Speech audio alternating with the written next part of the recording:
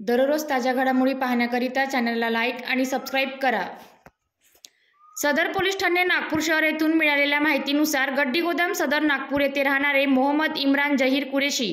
हा टोळी प्रमुख असून त्याने राहिल कुरेशी वल्द छोटू कुरेशी, आसिफ कुरेशी वल्द अजीब कुरेशी व सरफराज हक अब्दुल हक या गुंड प्रवृत्तीच्या इसमांची टोळी तयार केली असून हे गुंड प्रवृत्तीचे इसम इतरांचे जीवित किंवा व्यक्तिगत सुरक्षितता धोक्यात आणणारी कृती नेहमी आपल्या गटातील संकल्पित साथीदारांच्या मदतीने करीतात। अशा गुन्ह्यामुळे त्यांच्या परिसरात दहशत निर्माण झालेली असून त्यांच्या अशा बेकायदेशीर वागण्यामुळे व वाईट कृत्यामुळे सदर परिसरातील नागरिकांमध्ये असुरक्षिततेची भावना निर्माण झाली असून लोकांच्या जीवितास व मालमत्तेस त्यांच्यापासून धोका निर्माण झालेला आहे।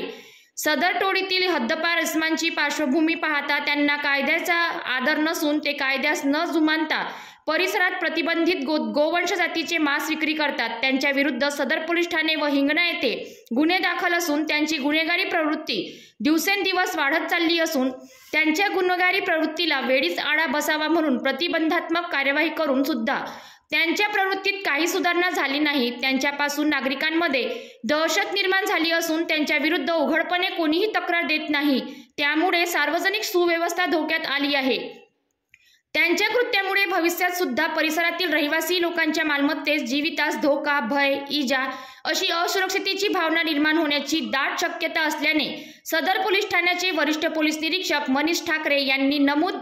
गुंड प्रवृत्तीच्या इसमांच्या विरुद्ध त्यांना पोलीस ठाणे हद्दीतून हद्दपार करण्याकरिता पोलीस आयुक्त नागपूर शहर यांच्या निर्देशाप्रमाणे राहुल मदने पोलीस उपआयुक्त परिमंडळ क्रमांक 2 नागपूर शहर यांच्या कार्यालयात प्रस्ताव सादर केला असता त्यांनी मोहम्मद इम्रान जहीर कुरेशी, राहिल कुरेशी वल्द छोटू कुरेशी,